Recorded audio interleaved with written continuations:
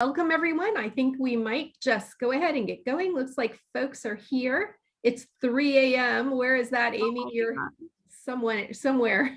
You're a pretty hardcore nature journaler to start out in Melbourne, Australia, to join us at 3 a.m. That's awesome. Well, welcome to everyone. I'm so glad you're all here with the Pacific Grove Museum of Natural History and the first of 3 nature journaling programs that we're putting on, that Melinda's putting on with us. And we're going to get right into it and do some nature journaling. As teachers, you're going to participate as though you're students, and then we're going to kind of shift and think about how would we do this in our classes and with our students.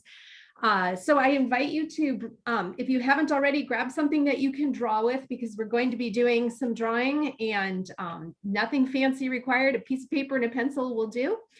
And I want to introduce you to Melinda Nakagawa. She and I have taught together in the past and always come up with some great ideas. We have such a fun time talking about teaching and learning. So go ahead, Melinda, let's get started. All right, so I'm going to go and share my screen here.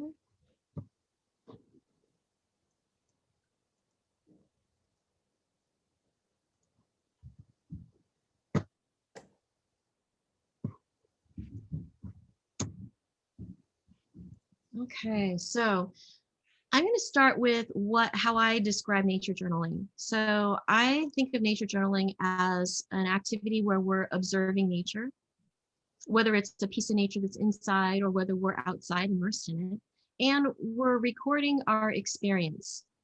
So not just looking at something, but how do we feel? What do we notice? What do we smell, touch? All of that experience in nature, and how do we get that 3-dimensional experience onto a 2-dimensional page? So we're recording what we experience onto a page, and we're using 3 languages, words and text, numbers, calculations, data, and pictures, which incorporate sketches, drawings, diagrams, little icons. So we're combining all of these different languages to convey this experience in nature onto the page. And it's really about slowing down so that we can actually see nature. So this is a really great practice to calm our nervous system. So I want to share this quote that I really love from Rachel Carson's Sense of Wonder. I'm going to read it for you. It says, "For most of us, knowledge of our world comes largely through sight, yet we look about with such unseeing eyes that we are partially blind. One way to open your eyes to unnoticed beauty is to ask yourself, what if I had never seen this before? And what if I knew I would never see it again?" So I'm just gonna let that sink in. I'm going to invite you as educators to walk into nature, approach nature with this attitude of slowing down and really being present. We have so many things going on, so many topics to teach, students to interact with in different ways, and papers to grade, and our own personal lives to juggle. And I know that when I slow down to touch nature in this way, if I can remember to do that, I can ground myself and center myself so that I can be more present and I can do my job better and feel more resilient when life throws, a curveball. So I'm going to invite you to think about these questions, when you're looking at your flower or a plant outside, what if you had never seen this before? How would you look at it? And if you knew that you would never see that again? And actually, we see a lot of things that we never see again, right? Every moment is fleeting. Every sunset that we see disappears and never comes back, right? Those of us who are able to see the sunset over the ocean, every day is a new, different sunset. So if we can approach life in that way, I think that nature is going to show us so much more than what we have been able to see in our fast-paced lives. So I'm going to show you some samples of ways that you can nature journal with these 3 languages. These are from this one right here with some nature treasures that I found on a walk. And so sometimes you can bring nature home and sketch them and add your observations, and you can measure things. You can put prose, you can put a paragraph, you can make labels. You can also have questions and, you know, interesting things. Like this was like 2 weeks ago, some fall leaves still on the tree. This was totally unusual. So it really caught my attention. I grabbed a couple leaves, snapped a picture of the tree, and came home because I couldn't journal right away. And so I journal from memory and from some samples if I can't bring my journal outside. These are, this one's from a student who's journaling some caterpillars and questions and observations. You can just put lots of words. You can put little dots of color to show what you've noticed. Your drawings don't have to be perfectly rendered, right? They don't, this is not artwork. We're using drawing to learn more about nature. Some other pictures you can put in are little maps. You can put cartoons to show something. Even if you can't draw these perfect birds, you can tell from my drawing that they're supposed to be birds. I even wrote here birds, right? And then drawing little arrows and cartoons to show what I saw. You can put math in here, have measurements and collect data and show distributions, tallies, you know, or numbers. You can time how long a bird stays underwater, or how many acorns a squirrel you see collect in a minute. Counting things, number of petals, number of needles. And you can notice things that are, a page can be just about one small detail that you noticed. I was really interested in this bird, so I spent the whole page scribble sketching the bird and focusing on what was interesting to me.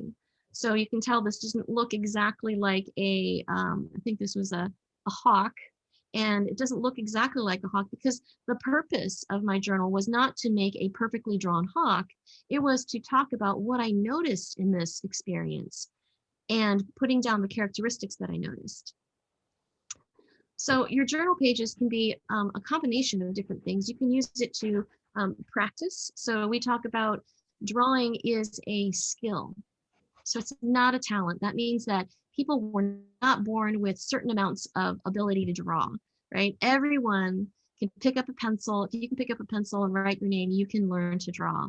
And it just takes practice, right? I know you might be rolling your eyes with the word practice, but really that's what it is. The more that you put the pen to the paper and make those marks over and over again, observing nature, recording, it gets easier and your drawings will get better over time. So we're going to just dive right into some activities. And I want you to approach this day as though you are the student today, but also think about how your students might approach this too, you know, receiving this information. So I often start out with a warm-up exercise just to kind of loosen up your body and your hand and your brain. And I think of this as training, brain training. So as I look at this columbine flower, we're going to do a blind contour, and this is an activity that's borrowed from drawing art classes, but we're going to use this in nature journaling to train our eye and our hand to let's see, draw what we are seeing. And are you seeing my desktop with my notebook? Yes. Okay. All right, so what I'm doing is I'm going to put this picture next to my notebook, and I'm going to do this alongside you. And this is just to show you that this activity is not about drawing the columbine, the flower. It's about training my brain. So with nature journaling, we're focusing on the process of observing nature and not the product of what the page looks like. So a blind contour is a drawing that we draw. I'm going to put my date. I always put the date on my journal pages so that I don't forget, because I will forget if I leave it for later. So you can put the date however you like. I have a particular format that works for me, and I'm going to put the PG Museum Nature Journaling Workshop, and we're going to do a blind contour. And there's several different warm-ups that I use, but right now, today, I think we're just going to do a couple of them. One is a blind contour and a modified contour. And this is a drawing where you'll stick your pen on the page and pretend like your pen is magnetized to the paper, and you cannot lift it up once it starts drawing. So I'm going to pick a spot, and with my eye, I'm going to start on one spot of the flower, and I'm going to pretend like I'm an ant and go around the margins of the flower. And while my eye is doing, my pen is going to draw, and I'm not going to look at my paper. So your eyes are going to be on the subject, and you're going to trace around. So I'm going to do it, start right now. So you can go ahead and do the same. Trace around the petals, and your pen is magnetized to the paper, so you can't lift it up. So you're going to need to backtrack if you're going to go around some of these petals. So just go ahead and not worry about what the flower is looking like on the page. This is about training our eye and our hand to work together.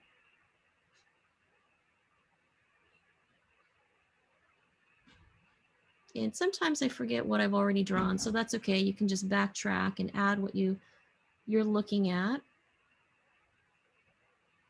And when we are drawing what we see, we pay attention to details that we might not notice the first time.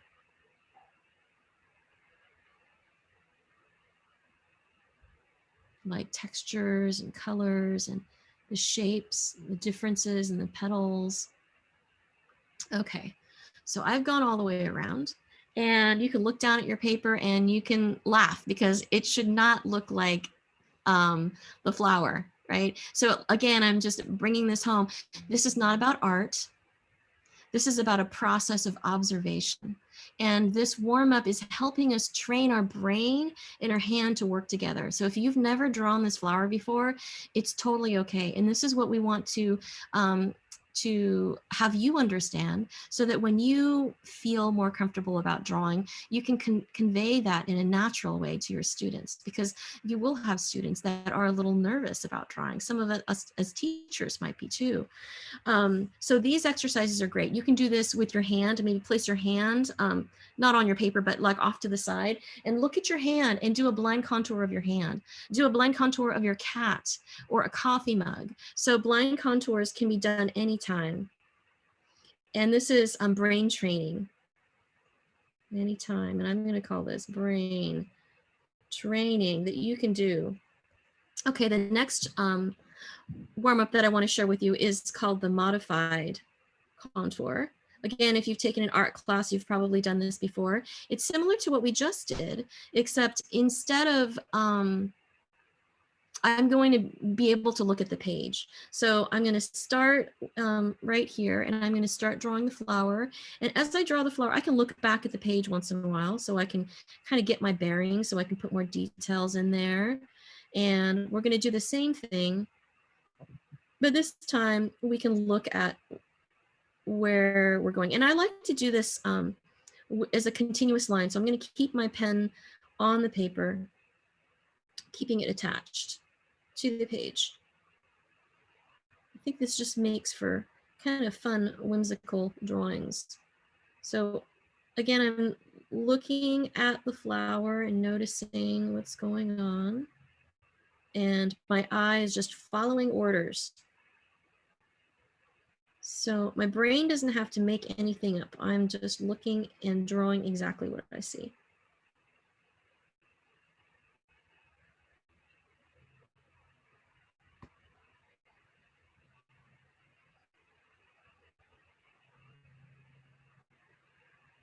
Oops, 1, 2, 3, 1, 2, 3. Often my blind contours, I actually like my blind contour drawings better than my modified contours. So, okay, there we go. All right, so these modified contours drawings are a really great way to reduce the stress, I think, of drawing. I've heard, students say that, oh, I just feel like more relaxed when I can draw it this way instead of having to draw a perfect flower, right? There's that pressure is off. And you can even add color to this. And this could be part of your nature journal entry. If we were all looking at this columbine flower together in the classroom, and we could do a modified contour, and then we can add color with color pencil, and then we can write what we notice and what we wonder. So so those are 2 warm-ups that I've shared with you that you can do with your class. And even if you just did warm-ups with them holding a nature object, that could be a really great lesson, because they are then training their eye to notice things, right? And so nature journaling is really honing that awareness of what's around us, our ability to observe more carefully. So if anyone wants to just really quick while I'm setting up the next one, share, what was that like? Has anyone done this before for nature journaling?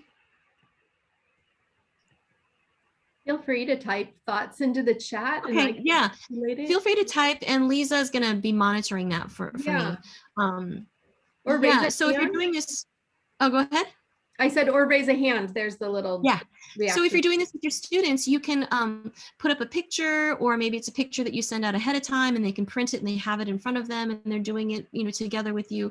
You can do this with a live object. So next I'm going to shift over, and I'm going to share just my notebook.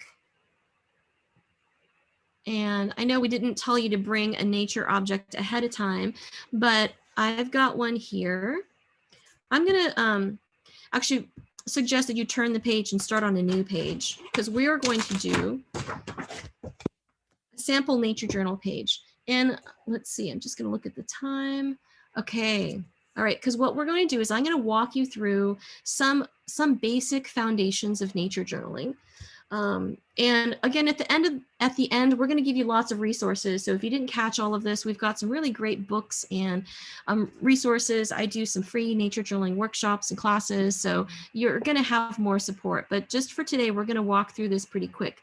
So this is an activity I often do with my first time class is getting a leaf. So have everyone bring a leaf to class. It could be a lettuce leaf, a Swiss chard. It could be a house plant that you've got near you. Maybe bring the house plant closer. You don't have to cut the stems off, but you can see the leaf close up. So this is a little branch that broke off of one of my plants. So I've got it in a little cup of water. I'm trying to grow a new plant. So I thought this one volunteered to be part of the class today.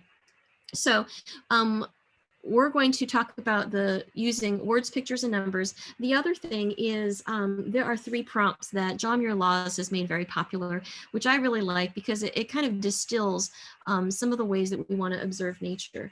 So I'm going to leave room for the date here, and I'm going to write it up here so that we can remember. So I notice is one prompt, and this is about your observations.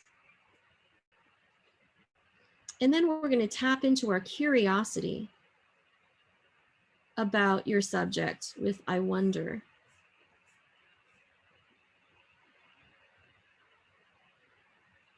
And then the third one is it reminds me of, and this is, I see this as making connections with your subject and something else, and understanding relationships between that subject and maybe greater nature or the ecosystem or other organisms. Okay, so first I'm going to do an observational drawing. I'm going to just choose this one leaf. So one tip that you can do, if you have kind of a funky shaped leaf, you can lay it on your paper and you can trace around it. So I might just maybe put dotted lines around to show where the leaf is. And I think I can't lay this flat because I don't want to tear it off. Well, maybe I could tear. I'm just going to take this leaf off so it's easier. All right. So I'm going to leave this leaf here so you can see it, and you can draw the same leaf in your notebook. So I would do dotted line, and then I would look at the leaf, and you can do, I do short light lines as I'm looking at the leaf and tracing, excuse me, not tracing, my eyes going around the leaf and drawing it onto the page.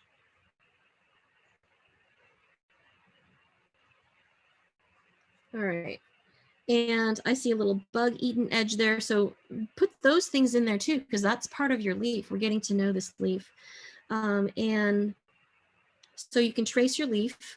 I'm also going to put, let's see, what do we want to do? Maybe we'll zoom in. So I'm going to share a few techniques with you.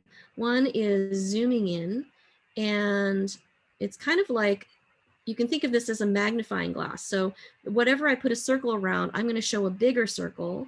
And a couple of ways you can do this. You can line these up, put a line between the edges of the circle, and then you're going to draw what's in this little circle, but bigger. So that line kind of comes diagonally, and then there's this bug hole. So I'm showing you the edge of this leaf, and that there's a little bug hole here. And maybe, you know, a little bit of the stripe here. So whatever is in that circle, you can put the detail in this way. This is a really cool way to put in detail without having to color the whole leaf. So, you know, you could just put in these lines. I'm just going to quickly just draw these lines in. And I am all about messy and not spending too much time on the drawing. I don't want to get trapped into making artwork. I want to stay focused on observing my leaf. So I might touch my leaf. So I'm going to use my senses. What does it feel like? Well, it's smooth. So my observations, I like to put little lines out and say it's got you know, green stripes. You can feel free to unmute. If you press your finger on the space bar, it'll temporarily unmute you if you want to throw out something that you notice about this leaf. Anything about the shape, the color. So I'm going to say it's kind of fleshy and thick. It's smooth.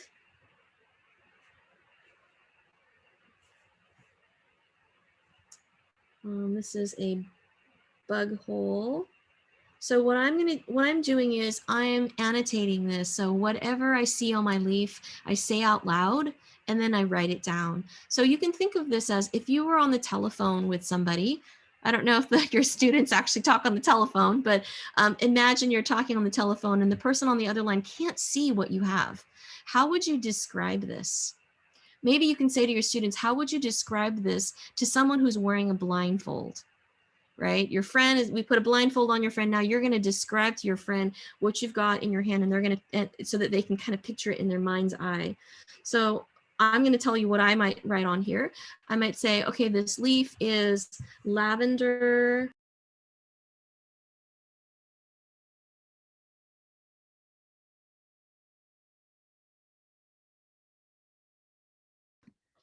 Melinda, you're muted. How did I do that? Okay, thank you. Okay. All right, so I would say that it's lavender, gray-green stripes. Anything else that I notice? It's curled. I don't know if you can see this. It's interesting. It's curled. So if I don't have the technical skill to draw that, it's okay. What I'm going to say is I'm going to use words. Leaf base is curled, attached to stem. Right? Whatever words to describe what you're seeing. So this is why words and numbers and pictures come together. Because something that you can't describe with words, you might be able to draw with the picture, like these stripes, right? I don't know how to explain. How do you explain the striping on here? It's beautiful, but I don't know how to tell you, like if Lisa was wearing a blindfold, I'm not really sure how I would tell you what this shape is. So I'm going to use my pencil, and I can just, you know, go like this, and then later I can add color, and I know that that big part is green and there's some lavender. So combining words and pictures and numbers. What else do I notice? Well, I'm going to turn the leaf over. So if you're doing a leaf study, always turn your leaf over because it's always different, or almost always different on the back. So this was the front. So I'm going to label the front, and I'll label the back. In the back of the leaf, you could draw the whole back of the leaf, or you can just do a swatch of color too. So it's a simple leaf, so I'm going to draw here, and I notice, ooh, it's green here. And it's like the back is like a red purple. And it's got some dried bits here. This is brown and dry. And you can see the stripes through the leaf, but it looks like there's a dark purple over it. So this looks kind of dark in here. All right. Okay, so what else do I notice? So I might smell my leaf. It doesn't really have a smell. So I can say maybe here, maybe you can do bullet points to make lists of what you notice.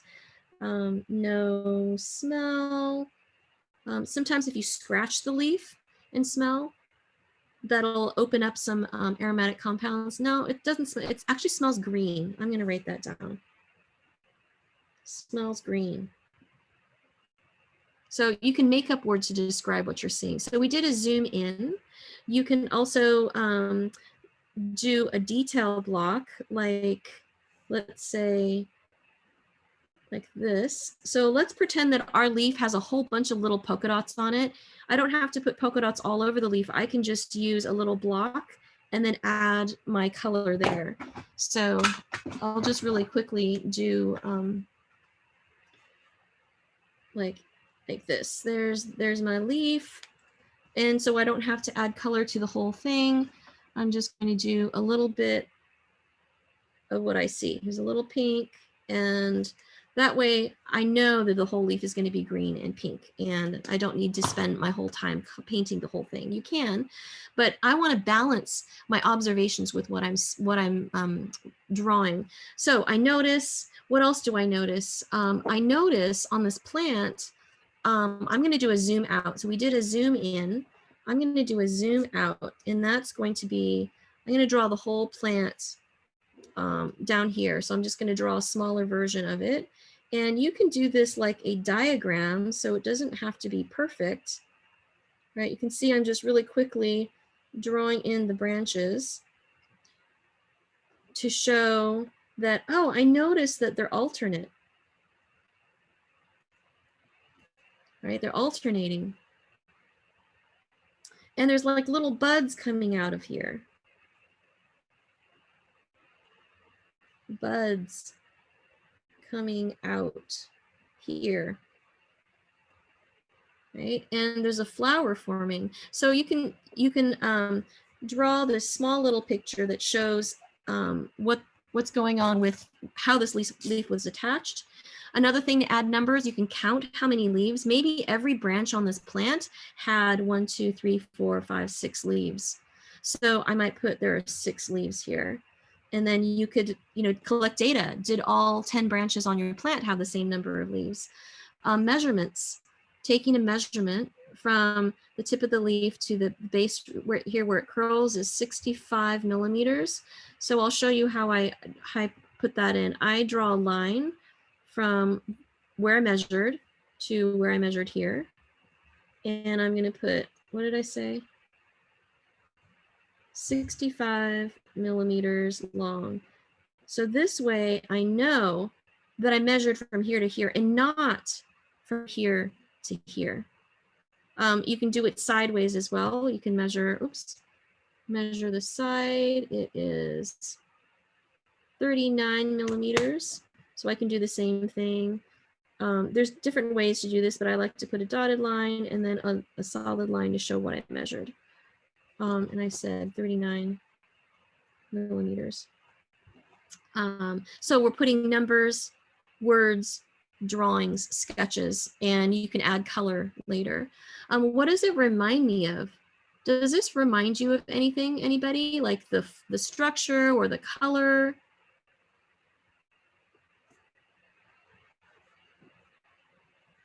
Brown stripes. What else do I see? Oh, it's Melinda, actually, yeah. It reminds me of like a paintbrush stroke. Yes. I love that, Hannah. Yeah, so so let's be creative. So when we're talking about it reminds me of, you're going to connect it to something that's not the leaf. It doesn't even have to be nature. Maybe this leaf reminds you of your grandmother's house because she had a plant like this. So you can say, oh, it reminds me of grandma's plant. Or maybe this has a smell that reminds you of your childhood. You can write that down. The other day I went to our local place, local open space, Frog Pond Nature Preserve. And when I got out of the car and walked on the trail and I breathed in the smell, oh, it just made my heart melt. And I couldn't describe the smell, but I think it's all of the plants that are there. And so I just said, it's Frog Pond smell. And so if I smell those plants in another area, I might put, it reminds me of Frog Pond Preserve, right? Because that's where my brain is connecting it. And the more ways that we can connect this subject to something unrelated, we're tapping into our curiosity, and we're also starting to understand this web of connection in nature, right? Connecting us to this. So yeah, I love this paintbrush strokes. Okay, so I'm going to stop right here. There's so much more to practice and do, but I want you to just take away from this a taste of what nature journaling is like. We're going to send you off now for about 25 minutes to go into your nature wherever you are. If you can go outside, great. If you can't, bring a piece of nature in. You can, it could be a shell that you've collected, or a branch, a seed pod. You can go out and maybe something really ordinary. Select something ordinary outside, right? Maybe it's the pot that's right outside the front door, and do a page where you're writing down, what do you notice? What do you wonder? What does it remind you of? And try to come up with at least 2 for each of those categories, right? And then when you think you've got everything down, come up with one more noticing, one more wondering. And the wondering could be questions like, gosh, who ate this bug? Who ate this leaf? Where does this grow naturally? What kind of, environment does it grow in? Whatever, how is it related to, oh, this reminds me of something else. Is it related? So any questions, and don't worry about answering the questions. These are just to tap into your curiosity. So I always tell my students to put the date and the time and location. If you don't put any other metadata, we call it, at least put the date, time, and location so that you can always know when this page was from. So put down your date, time, location, find a common object, nature object, sit with it, sketch a little bit. Don't go into too much detail with the drawing. Focus on your observations. And this might feel awkward at first because this could be new.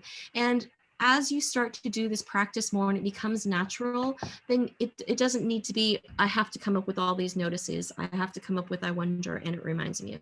This is just a structure and a framework to help slow us down and observe nature a little bit better. All right, I'm going to look at the time. Lisa, are we? Yes, it looks like if we come back, everyone come back, I think between 11:05. And as I mentioned earlier, that Melinda is modeling for us kind of how to set this up if you choose to use this as a tool with students.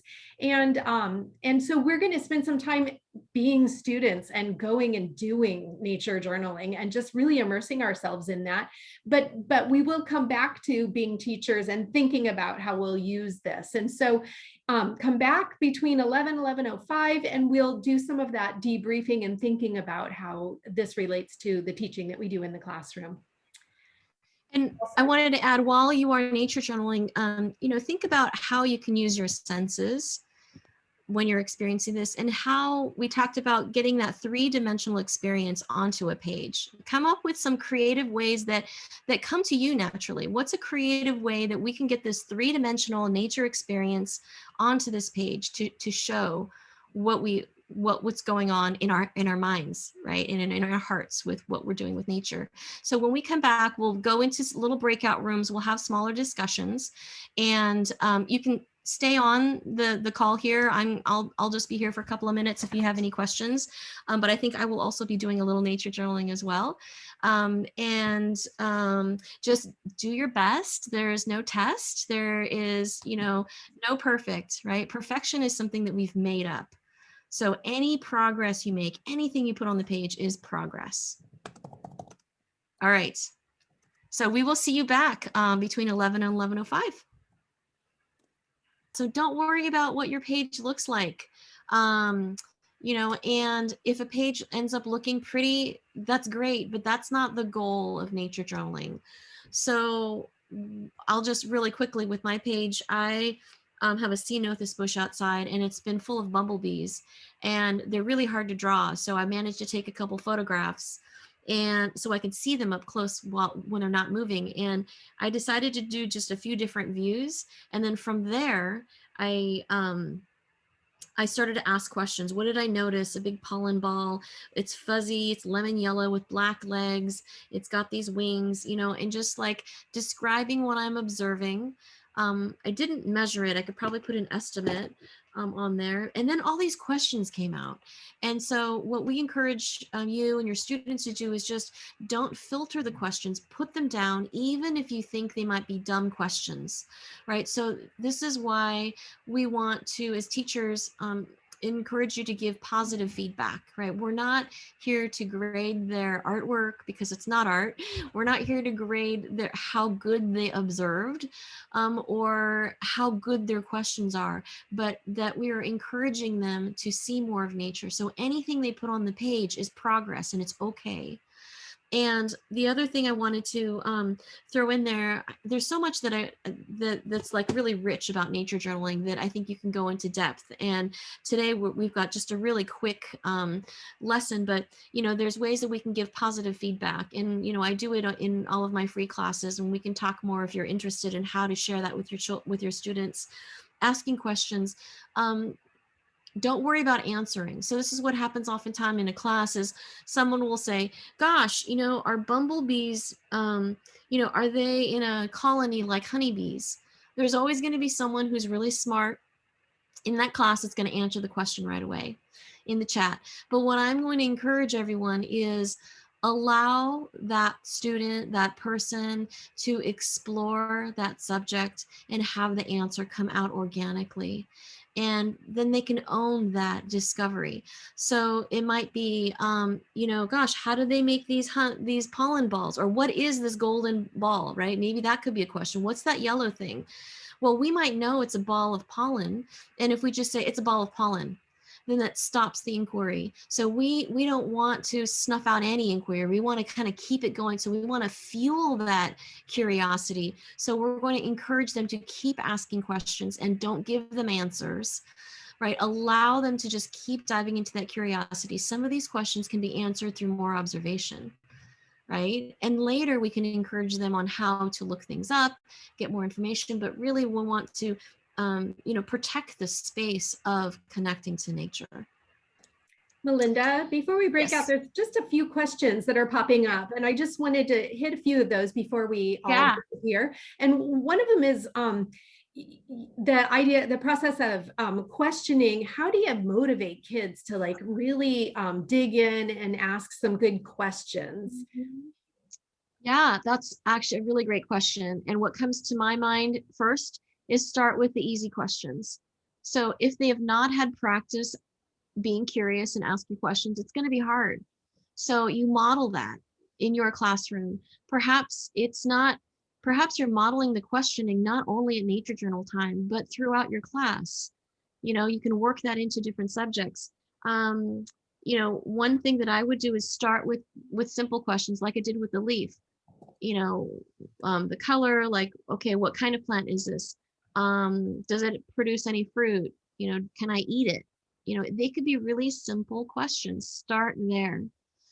And when you start with simple questions, it kind of greases the wheels, so to speak, right? So that your curiosity will start to flow, and then you can get into more questions. And I think modeling is the big key.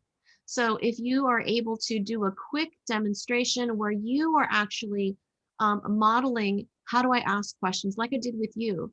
what kind of questions can I possibly put on there? And this is why sharing our experience is really valuable.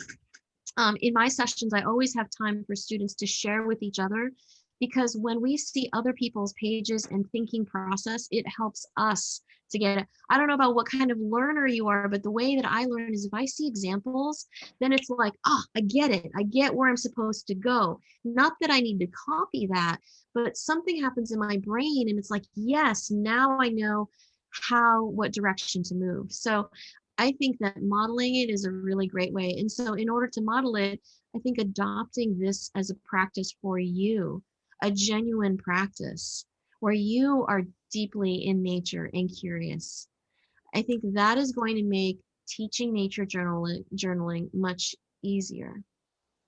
That's great. And that kind of really relates to some of the other questions that we're seeing here about, like, how do you just motivate students in general? And maybe we can reflect on that some more in some of our breakout conversations, but the modeling is maybe part of that about, and then there's a question about using it for citizen science and community science.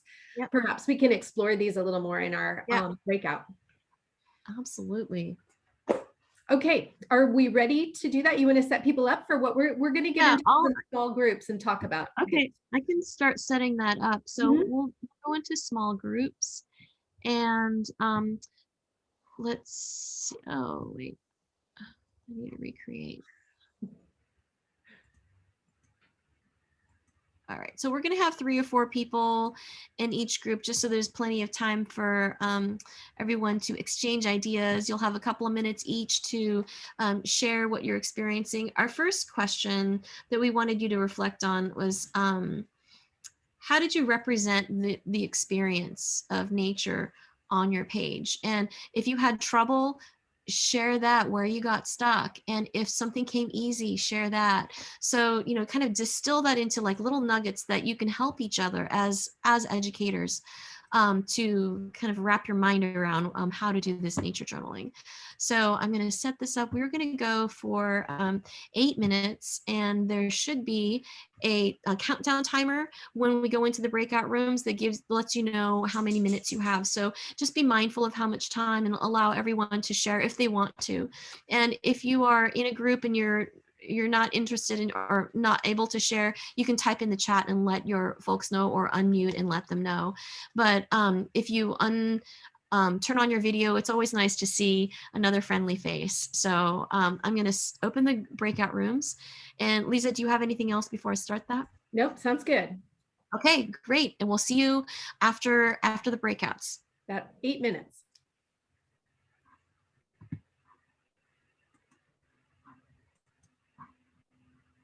Let's put, I'm going to put Kim in room 3. Oh, okay. There we go. I think I may have assigned her to a room. Oh, you did? Oh, I'm going to hop in. So you can always hop in and out of the rooms too. So I think I'm going to do that. I'm going to hop over to one of these rooms here. A bunch in room 1. There's some that I just want to make sure there's. Oh yeah, let me move. I'm going to move Marin down to room 6. Yeah, let's see if that worked. If there's kind of a delay, is it working? Move to room 6. Okay. It's not letting me do that. Oh, now she's there. Okay, so we got at least 3. Okay, I'm going to hop into one of the rooms and just check them out. Okay. Okay, let's see. Do you know how to do that? You can add yourself to, you can join. I was wondering if I should put the prompt, how did you represent your. Yeah, why don't you do that? Broadcast message to all. Yeah, type that. That's a great idea. Thank you so much.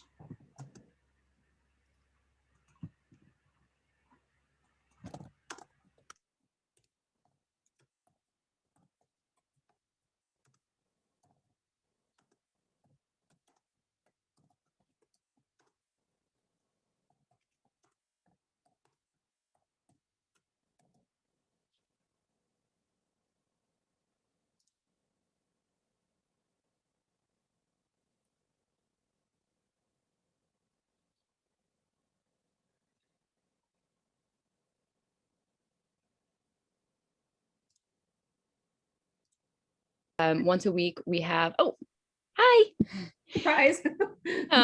We have Kim, but Kim is like bouncing in and out because of Wi-Fi, maybe, I'm not sure. Oh, bummer.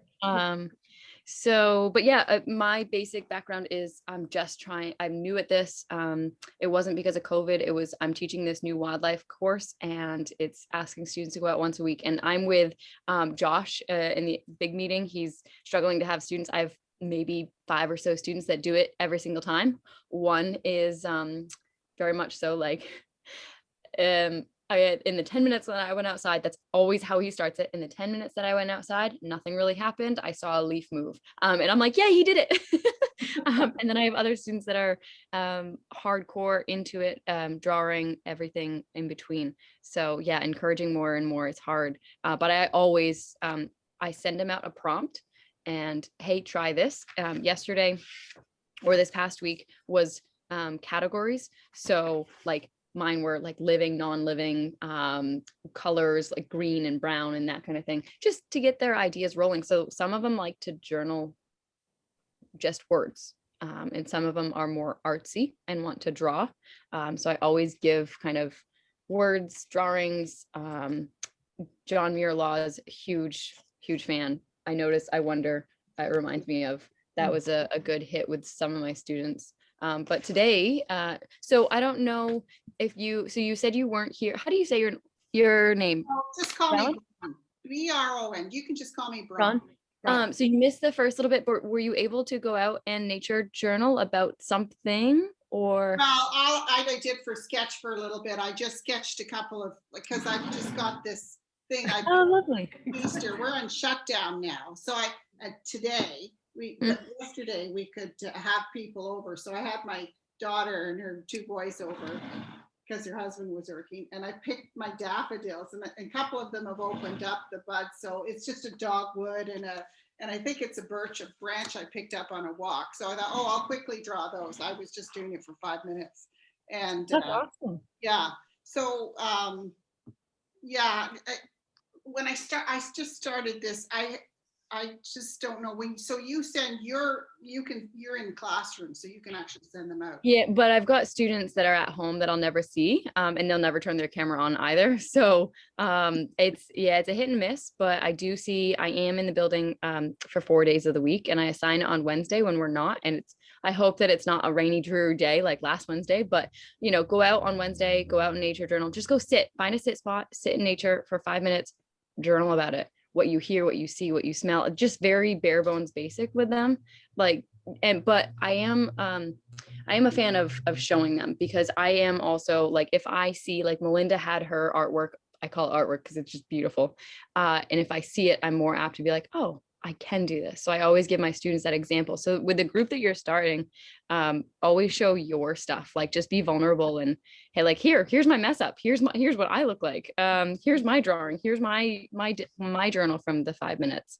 I went out, it's very much, so I'm currently here in Maine, and there's not a lot of living stuff yet. But there's definitely blossoms on the trees and whatnot. Yeah. Flowers here and there, but I found this like I don't even know what it is, but it reminds me of like, it's basically the porcupine of plants, and it attaches to everything. And I recall this being stuck in my horse's mane if they rolled around, or my dog's fur. I remember this from from my childhood. Very not fun. The little burrs, they're actually little hooks. They will Velcro. Yes. Oh, Velcro. That's a good remind me of. Yes. Yeah.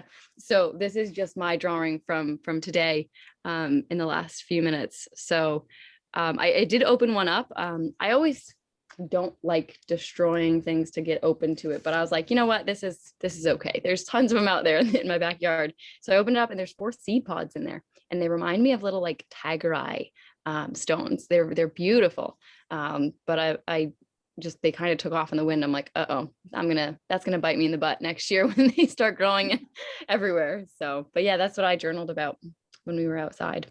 Modeling for your students how you can put words or pictures or even counting and data. One or the other of those things is going to grab somebody, I would think. And I have this cute tiny little, actually it was frustrating because I couldn't find it because I hate bringing this out, my big ruler, but my little ruler, and I've given all my students, it's about yay big, and it's like maybe, I don't know, of course, I'm sitting on it. It is a whopping 15 centimeters, and it's just a fun, like, you can tuck it in your pocket. It hides in various places, but it's just good to get numbers on. I always try and encourage like numbers, words, and pictures, kind of doing it all. So you've got animals too, Braun. Look at that. You're adventurous. Well, no, like, so I sent this out to my guys because I was trying to say just scribble and just you know, and I had there's Canada geese all over the place, and trying to get them to loosen up, saying, hey, if this isn't great, and I'm scribbling, and like Melinda did in her one course, like the video she did. And I love that. And I said, oh, they look like almonds mixed in with the, you know, I'm trying to get them to loosen up. But I still didn't get anyone to send anything back. And then because they seem to confuse it with art. They seem to want to make it look pretty. Mm-hmm. I put together like a very basic what nature journaling is, what it isn't, and just the first page is very scary. And when I started this back in February 2nd was my first one, and it's ice balls. We had a little hailstorm, and I just did circles, and I was like, that is basically, oh, we're 12 seconds. So start with that. We also did contour drawing. That could be fun for a startup warm up for your students as well. Yeah, I was going to do some clouds, let's say, like just. Did everybody get kicked out too soon? It always feels like that, doesn't it? It always feels quick. Yeah, just know that the countdown timer is there to wrap up. And we're going to jump into another breakout room in a few minutes, but we're going to take some time to reflect on what you, maybe a nugget from each group about what did you find in this nature journal exercise. The question was, wait a minute, how did you represent your nature experience on the page, and whether you had any challenges or not? And you can feel free to type in your response, or if you want to, you know, wave your hand. We'd love to hear, you know, a little nugget. Lindsay, yeah, go ahead and unmute yourself. So I did this pricker bush thing. Oh, there we go. I did this pricker bush thing, and it just reminded me of, it's the animal version of a porcupine, or like a little hedgehog. And then somebody else in my group was like, oh, it's like the Velcro of nature. And I'm like, oh my gosh, these things get stuck. And I just never thought about, oh, it's like Velcro. So it's always interesting to see that whatever I write down, this was just my little quick, whatever I might notice or it reminds me of is totally different when you show somebody else the same exact thing that you're nature journaling about. Everybody has a different thought process on it. So it was really cool. Just one little thing of Velcro. It's like, oh, never would have thought of that.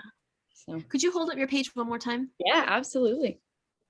So I use numbers and Right. And the see how the little close-ups, the zoom in really gives you an opportunity to add detail without having all of those little lines on everything. Right. And the stem. Yeah, great. So, you know, your observations, like when we take time to slow down and look at something simple like that, you start to notice things you've never seen before. This is great. Thank you for sharing. Yeah.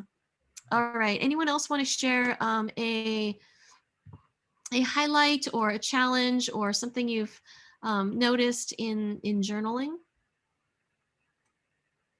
in the last in this exercise, or maybe in the past? I did, so I'll just go. I did have someone ask a question. They were wondering about, you know, how to encourage students to do this practice, and it's about I think giving positive feedback to the students who are able to participate or who are willing, because we can't make them all participate.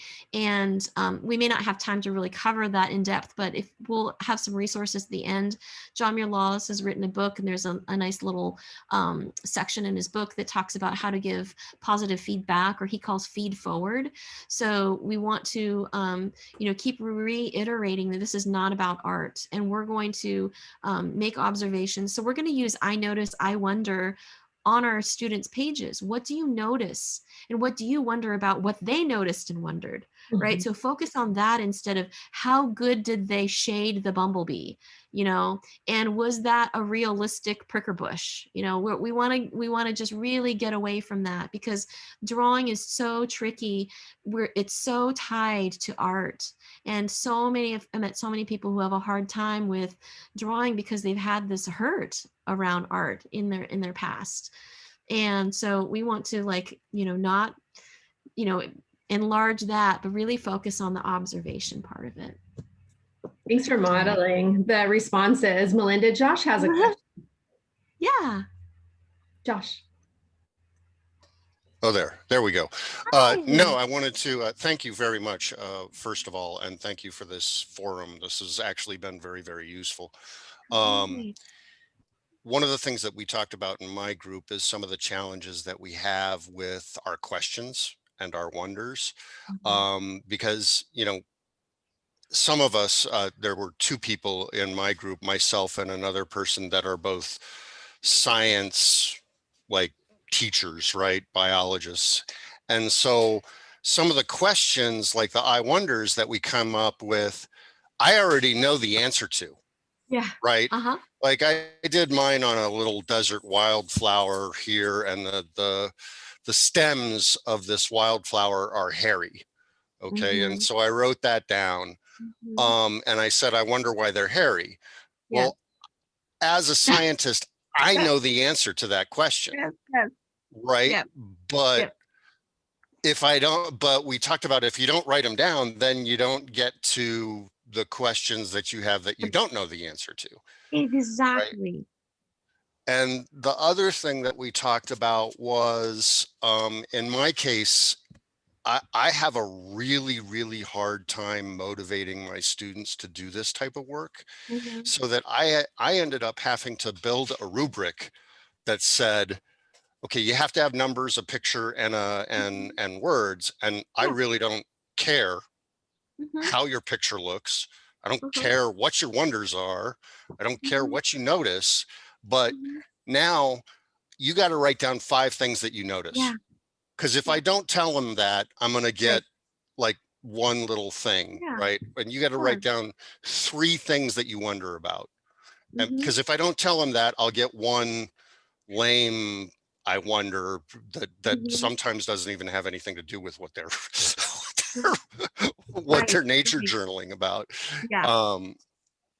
And so I had to put in requirements almost, and I made it very clear with them. I don't care what it is. I mean, I kind of do, but as long as it's relevant, you know, but just to get them to understand that this isn't like a, you got to continue to go. And I think it was in my group, I think it was Rachel that said that one of the things that John Muir Laws says is, when you run out of things that you notice, always try and think of just one more thing. Right. And so, you know, the one thing that I caught, the session ended when I was mid-sentence with this, but about the experience, one thing that I've noticed is a failing and a challenge for myself is that I'm pretty good at writing down what I see on the specimen, but I forget to say stuff like, oh, it's nice and sunny and warm, or it's really windy, or like all those other senses. Right. I tend to like forget about that part. So Thank you. Yeah, you have covered a whole bunch of things. So I want to really quickly go through and thank you so much for sharing that, because I think those questions echo among a lot of the other teachers, right? Like, wave your hand if like some of those resonated with what your experience is in the classroom. And so I wanted to start and say, yes, ask those simple questions that you may know the answer to, and not filtering what's in your head. The way that I approach this is come, you know, not as the expert, right? Because I'm an expert in my field too. I'm a scientist, and yet I have to set that aside so that I can get to the next deeper question that I don't know the answer to, and encouraging your students to do that too. You know, it's not about answering the question, why does the honeybee have hairs on it? then like when I stop and look at the honeybee hairs, then maybe another question pops up and another question. And if you allow that chain of questions to continue, then you're going to get to this one big juicy question. One activity you could do is, come up with 10 questions, say, okay, everyone come up with, I'm going to show you something, or everyone has a pineapple or whatever it is. Everyone's got the same thing. Come up with 10 questions. Maybe everyone comes to class with an apple. Okay. Come up with 10 questions, and it doesn't matter what they are related to that apple, 10 questions. And oftentimes what happens is towards the end, the really interesting questions will come up, but you had to get through those first 7, 8, or 9 in order to get to that point, right? It's like kind of greasing the wheels, as I was saying earlier. I love that you, created a rubric. John Muir Laws also has a rubric that's available that you can get in his book that has, and I would say, I don't know what grade you teach, but, come to this experience with joy and a sense of wonder. And if you model that, you might get I'm not saying that you're not doing this. I'm just saying for all of us, come with your own sense of wonder and joy of observing, and see if that has an effect on the way that your students perceive it. And maybe the first time they don't, but maybe the second time or the third time they might start to shift a little bit. And to give this sense of like space for them, if they are uncomfortable with coming up with those questions, then modeling, okay, class, let's look at this thing and let's come up with 10 questions together. Right. And that might ease some of the stress, because some of the kids may not even know what to ask. They've never been in that space, in their brain in that way. So that I'm thinking, maybe modeling it, and maybe the nature journaling in class is done together as a group for a few times. And maybe there's an assignment later where you ask them, or maybe like this, where you come together, do a quick thing, take a break, have them leave the computer, then come back, and then, have that discussion. There's something really powerful about sharing what you've actually put in the journal together with the kids. And I think the younger students are much more apt to do that. And as they get older, they're more guarded about what they share. But if you create a safe space where you've said, it doesn't matter what your picture looks like. Really, what's important is that you've spent some time and really gave it effort to notice some things.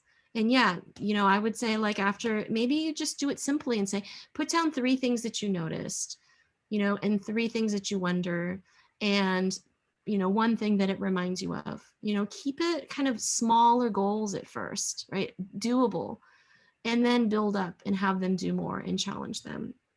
And with the older students, perhaps, when they go out into nature, ask them, try to find 1 thing that nobody else is going to find in that subject.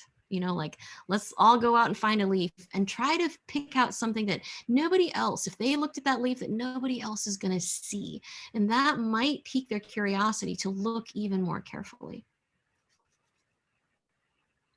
All right, so we have some resources on John Muir Laws' website. He has the 2 different books that are free and 1 to purchase. Some other links. We're going to send that in an email to everyone who's registered. So don't worry about needing to scramble for that right now. Really, I want you to just settle into this experience of like, how can this? We're going to go into another breakout room, and the question is going to be, how does being in nature calm you, help you regain that sense of calm, help you give resilience so that you can do your work as an educator. And Melinda, I was going to say, folks are pretty focused on how does this relate to our students in class? So let's think, as educators, kind of what does being in nature do for us, and then flip and how does this work in terms of the social emotional learning of our students, and what's the real value of this for students' social emotional learning? And we might cut this one a little shorter. Yeah. And then Josh, we're going to get to that question because it's a really good one about what is nature, and if you don't have nature, what do you draw? So we'll get to that one, but let's focus on this social emotional learning. So maybe 6 minutes. What do you think, Melinda? Yeah, we'll do 6 minutes. Okay, so we're going to go into breakout rooms. Let's see, I'm going to hold on 1 second. gonna move you to 3. And there should be about 3 or 4 people in each room. Okay, we'll see you in a few minutes. And I'll send the prompt again. Okay. Yeah, Josh has got some really great questions. Yeah, we should talk about some of those because other people have them too. Okay. What nature is.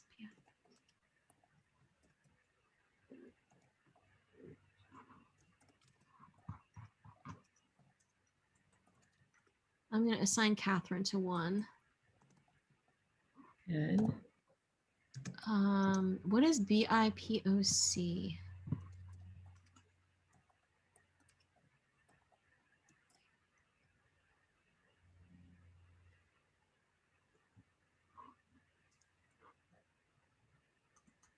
Hey, Lisa, do you know what this acronym is that Josh put into the chat? Where? BIPOC. Oh, BIPOC? BIPOC. Yeah, what is that? Black, Indigenous, people of color. Okay. Are underrepresented in outdoor education space. Okay.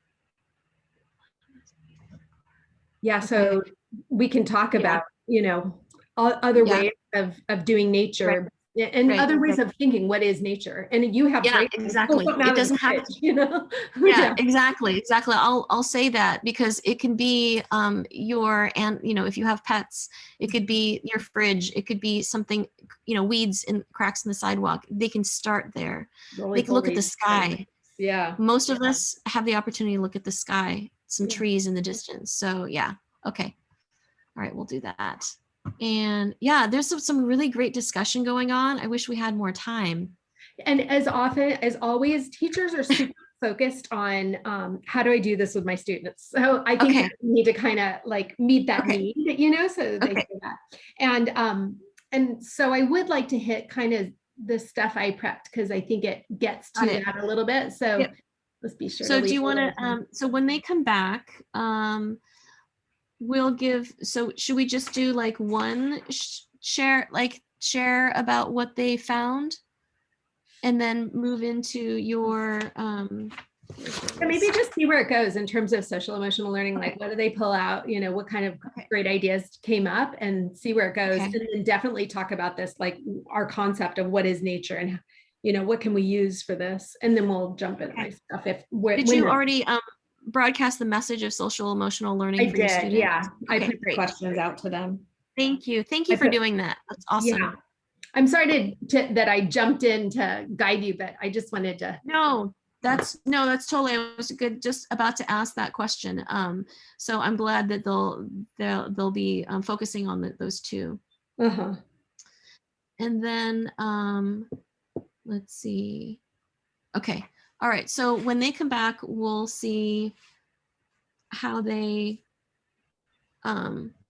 what they found, and then we'll go from there. Yeah. Good. Yeah. Looks like the groups are pretty well evenly split this time. We didn't have like a group of 2. I think last time somebody just wasn't able, her internet kept dropping out. And so that I ended up, there was a group of 2. So I joined them. Just move them. Okay. All right. Yeah. No, it's nice to be able to move people around if they're yeah, it looks good. Nice. Yeah. All right, 2 more minutes. Okay. Yeah, this is really great. I'm just hearing, you know, it's at the small breakout room that I was in, you know, they had some really great questions and about, you know, how to engage their students and how to, you know, answer the questions and how to, you know, remind them that this is not art and it's really about observation. And one teacher said, you know, I wonder, she said she uses that in math all the time. So that, you know, she felt like this really is a complement to other subjects. Totally. Yeah. Several teachers are talking, I think they're already using nature journaling and they're just like assigning it, go out in nature and journal. And they're having not great response from their students, you know, like they're not like most of their students don't do it or they don't really dig in. So it's interesting. I hope they get some ideas from this about, you know, maybe ways of focusing students so that when they go out in nature, it's not so daunting. Like I've got a blank page, of a big wide world. What do I do with it? Right. Right. And it's about starting small, so depending on where the learners are at, if they've never done this before and you just send them outside and say, pick something, that Yeah. could be really hard. So making it more narrow, like that's why I think, just saying, maybe get a leaf or go, some vegetable or fruit that they have at home, something that they have access to. Yeah. Um, Familiar. Might be a good start. Yeah, those are really great questions. Yeah. Okay.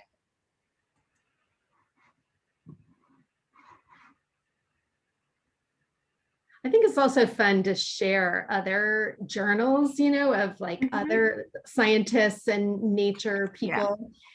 And just like even back in history, just knowing that this process has happened, people have used this to learn about nature and science for a long time. Yeah, I did that with a workshop with California Wildlife Day because the focus was about boosting your naturalist skills. And I mean, people in history have always kept journals and observations. So actually, that's actually really good. Maybe that's a way to start off, right, with your students. All right. I like to show Da Vinci's journals. They're so cool. Yes. And Audubon, and lots of people have some really cool journals.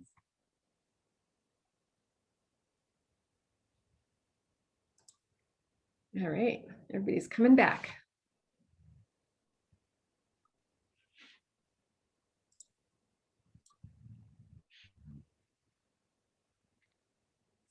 There we go. I think we've got them all, Melinda.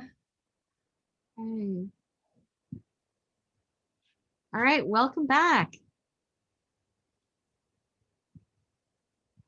All right, so we'll just spend a few minutes here, highlights from your discussions. Does anyone want to share a brief synopsis of what happened? And the prompt was, in what ways does nature journaling kind of support your own resilience or your students' social emotional learning? Anyone have any great insights in your discussions?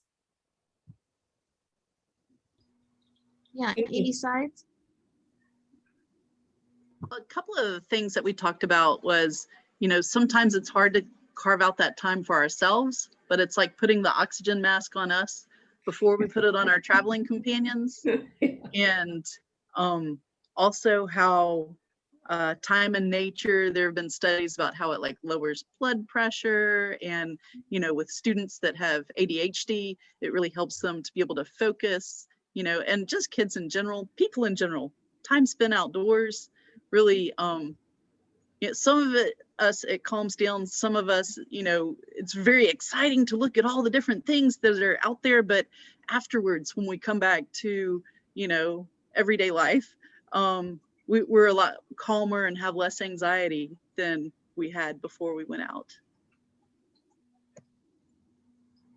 Thank you. I see Valerie's hand is up. Valerie, would you like to unmute?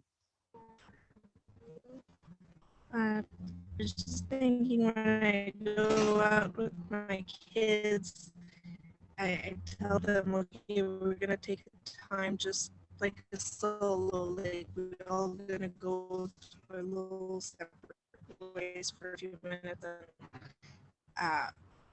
Usually, Valerie, we're having trouble hearing you. With questions and expectations and okay, do this and do that and go line up there and so crazy all the time, and then just to allow ourselves to stop. And I'm not sure. I'm having trouble hearing Valerie. Does anyone else? Yeah, Valerie, could you stop your video? Could you stop your video and share that again? Saying it's good to stop and relax. But yeah, I think Valerie might have a is it better? Connection. Yeah. Okay. Yes, we can hear you. Say that again. Oh no, you're sounding robotic. Saying that often the students when together. Oh no, you're I'm sorry, we can't hear you, Valerie. Perhaps Barbara could maybe share. type it. Oh yeah, is someone who is in Barbara, our can you group. just tell briefly what the story that Valerie shared, maybe? Yeah, so Valerie was telling us I'm that sorry, we she took. Oh, hold on a second. Yeah, so Valerie told us how she took her first graders who are kind of rough, kind of group, or like very restless group. She took them in a forest, and then she told them to walk with a specific kind of distance, like 6 feet distance from each other, slowly through the forest, and find one tree, sit down by that tree. And then she explained what kind of effect that had on the children. So they all did that. They all picked a tree, they all sat down, and then she could talk to them for 2 hours. They had a class that she hasn't experienced before. They were all calm and mindful, and whatever they chose to do, projects after that just went really well. I'm sure I'm not representing it as well as she did, because I just got goosebumps when she was telling us about it. It was such a nice feeling. I could literally feel the calmness that happened. Yeah. And yeah, it was a beautiful story. Yep. That's neat. Yep, that's wonderful. If Yes, and we could also get that calm without having to be next to a tree too. So you can work up to teaching your children your students how to get to that calm with even just imagining them being next to their favorite tree. So, that could be a discussion for another time, but yeah, that's awesome, Valerie. Thank you for sharing your story. Melinda, I want to point out something Katie said, that she reflects on how they talked about how nature journaling can open your eyes to even really common things like a weed in your yard, and how that could be interesting. Yes. And that kind of like leads into like, what is nature, right? A weed, a lot of us think of weeds as pests that we don't want, but actually a lot of the weeds that we're trying to kill have medicine for us, right? Have nutrients and good health benefits. So it's really about perspective. So perhaps we can look at the sidewalk crack. I did this during our lockdown last year. I nature journaled the weeds in the crack of our pavement as they grew. So you can invite your students to, when they're out for a walk, maybe with their family, that might inspire the whole family to go for a walk and look for an empty lot or a crack in the sidewalk. Or maybe if they have some a green space they can go check out, or even just in the neighborhood, what tree is growing at their next neighbor's lot. If you don't have outside nature, you can always bring something back, collect something from outside and bring it indoors. Or there's nature inside. If you have houseplants, if you go to the refrigerator, you can find some produce. I've nature journaled chard leaves and spinach and lettuce and bell peppers and vegetables and fruits. And there's lots of fun activities in the nature journal books that you can look through on how you can use that kind of nature to inspire inquiry and curiosity and discovery. Your pets are also ways that they are nature, right? And if you have pets, goldfish or dogs or cats. So if we just think outside the box, of what we might traditionally think of nature as this pristine, beautiful place outside, nature can be anything. It could be, a rock that you found outside, shells that you collected on the beach, right? So we can be creative about what we can use as an activity. And then I think someone was sharing about, it might be hard when you go out and say, okay, pick something in nature. That could be really daunting. So giving them smaller bite-sized pieces, right? So like everyone, get an apple, and we're going to do an exploration about an apple, or find one leaf outside and then ask questions about that leaf, and then start moving, wider as they're able to. And so doing these activities together with their students, and then maybe sharing what your experience is and allowing time for them to share. Yeah, because we know that kids need more time outdoors. We all need time outdoors, right? It is such this great buffer to all of the anxiety and stresses and screen time that we're needing to do right now. And I know that for me, I teach about nature journaling full time, yet I know that I need to get my outside time so that I can be present and grounded.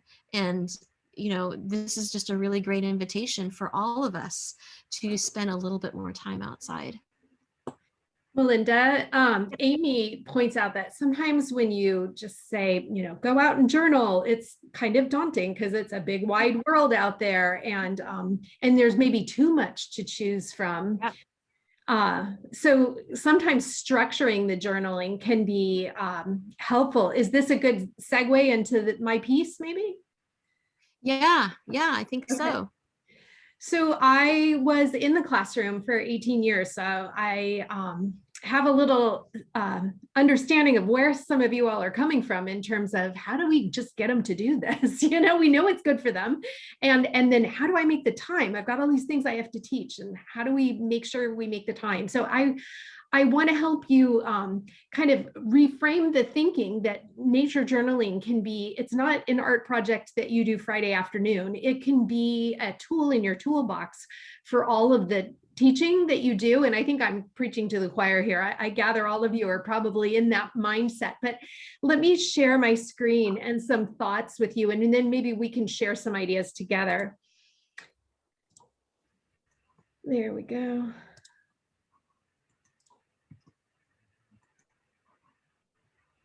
There we go. Are you seeing my screen there? Yeah. Yep. Okay. So in terms of thinking about nature journaling, in terms of the things that we have in our curriculum, we've got to cover, I think that it's a tool. It's a tool in our toolbox. It's a way of getting to different learning goals and objectives. And so sometimes instead of, it may be a way to shape your lesson around to focus it around something, and that may even help your students from not feeling like, oh, it's a big wide world out there, a big blank page in here. How can they focus their thinking? And so just within CCSS, just thinking about the communication, using nature journaling as a prompt to inspire description, and maybe as a creative inspiration for a poetry unit, or the idea of using their journal entry and having some discussion, and they have their evidence comes from what they observed in nature. Same thing with the quantitative thinking. And we talked about measuring, younger kids just counting, even different ways of representing quantitative numbers and things. Sometimes it's tallies. Sometimes it's maybe little bar graphs. You can practice different ways of quantitative thinking.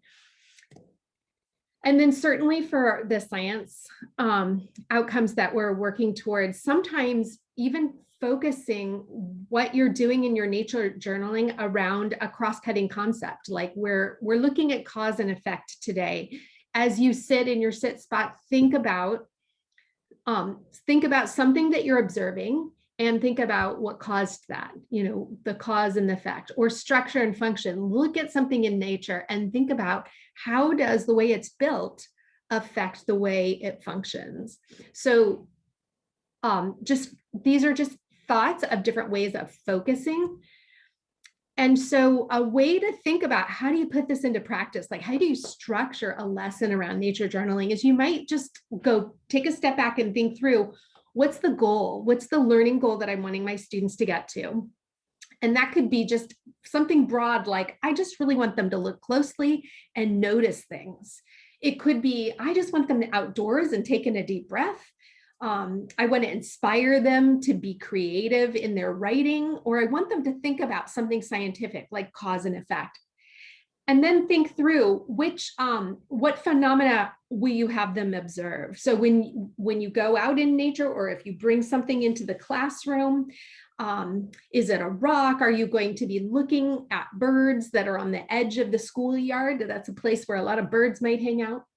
And then you might think through what activity is going to guide students from getting from that learning goal to that learning goal. So this, the I notice, I wonder, it reminds me of, that's a great one to use all the time. The zoom in, zoom out, the idea of having a sit spot maybe where students can revisit the same space and come back and sit in the same space and observe the same thing at a different time of day or different seasons, that kind of thing.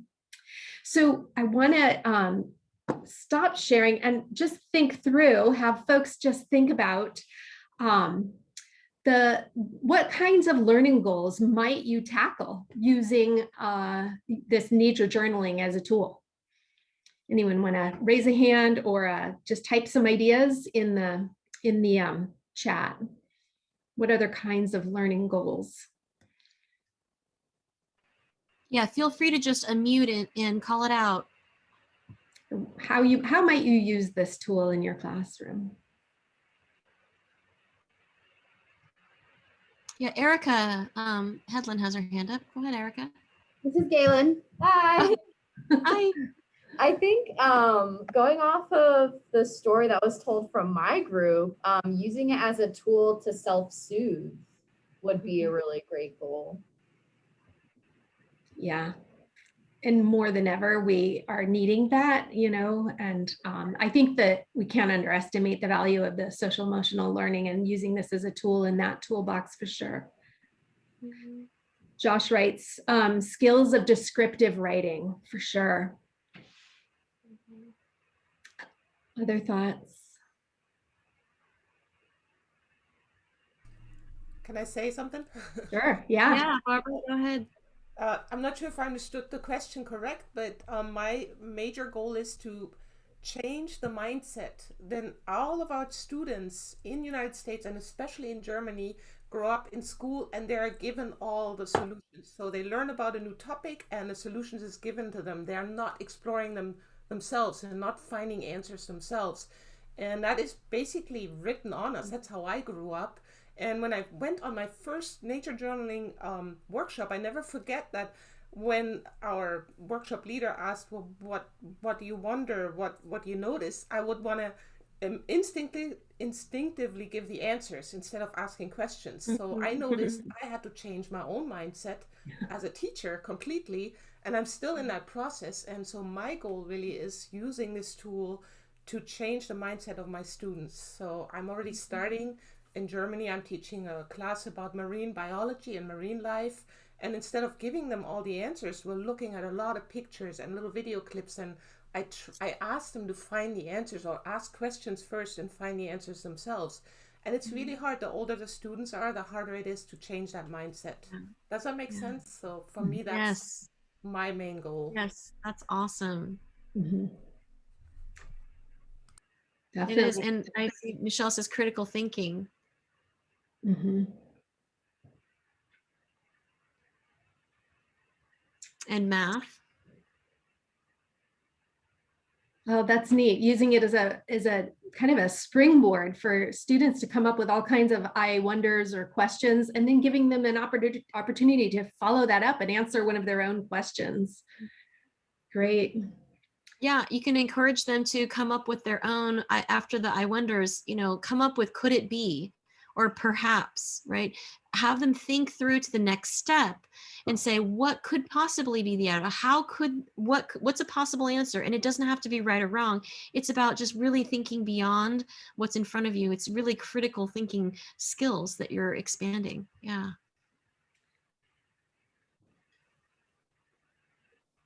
And thinking deeper, not just stopping at the first thought. Yes, right? Going beneath the surface. We need to slow down in order to get to beneath the surface. We are moving way too fast. And I think the journal, nature journal, can make us practice slowing down so that when we're away from our journal, we can access, you know, so it's transferable life skills that we're teaching. Great idea is the idea of giving kids the chance to answer their own questions. That's so much more inspiring, probably. Mm-hmm. I'm going to just take 1 minute. I know people are kind of looking at the time. It's been a long workshop and it's been super fun having these conversations. I want to share one more time my screen, and this is where we were. And I did share these slides. There's just a handful of them, and I did share them in the chat if you are interested in, but some resources for you. I just want to be sure to point out that Melinda's website is sparkinnature.com, and she's got great stuff in there. I encourage you to check out, including all kinds of beautiful examples. Sorry to say beautiful, but they are, Melinda. and also just inspiring because they're so different kinds of things. She does free workshops on Sundays, and she does other classes and workshops, including teacher workshops for schools. And she has the Monterey Bay Nature Journaling Club. You can connect with them at her website. Several people have mentioned John Muir Laws. This is his website, and you can find his book, How to Teach Nature Journaling, is an outstanding resource to think through. How do you do this in the classroom? What do you have to think through? How do you set up a lesson? And then if you did want to actually go through and grade lessons, how can you grade what students are doing through their journal? And the California Native Plant Society also has a similar resource out there. As someone mentioned, I think these are both available for free as like downloadable, but it's so nice to hold the book in your hands, you know? So it's really a beautiful book. I want to just quickly thank the Arts Council of Monterey who have made this workshop possible. So I need to be sure to thank them and let you all know there are 2 more workshops coming up. We're doing one for young children and their caregiver adult type person. That's on Friday, April 9th in the afternoon, 3:30 to 4:30, and Melinda's leading that. That's going to be a lot of fun. And then another one that's for more independent journalers, 3rd grade and up, and you're welcome to come back to either of those. That older student one will be on April 16th in the afternoon, 3:30 to 5 o'clock. Also, we are running 2 summer camps this summer on nature journaling, and Melinda will be running those summer camps. And there's one for younger students, K2, and older students, 3rd to 5th.